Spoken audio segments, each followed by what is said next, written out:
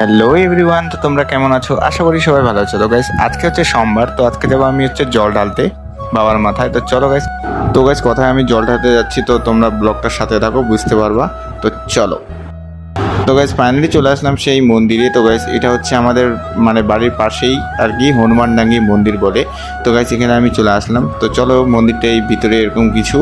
তো এবার চলো গাইস, আমি তোমাদেরকে বাইরেরটা দেখাচ্ছি। এরকম কিছু হচ্ছে বাইরের এই মন্দিরটা। গাইস দেখতে পাচ্ছ কত সুন্দর করে সাজিয়েছে মন্দিরটাকে। তো গাইস এখনো কিন্তু মন্দিরের কাজ কমপ্লিট হয় নাই, আরও কিন্তু মন্দিরে কাজ হবে, তারপরে দেখবা গাইস আরও সুন্দর লাগবে এই মন্দিরটা।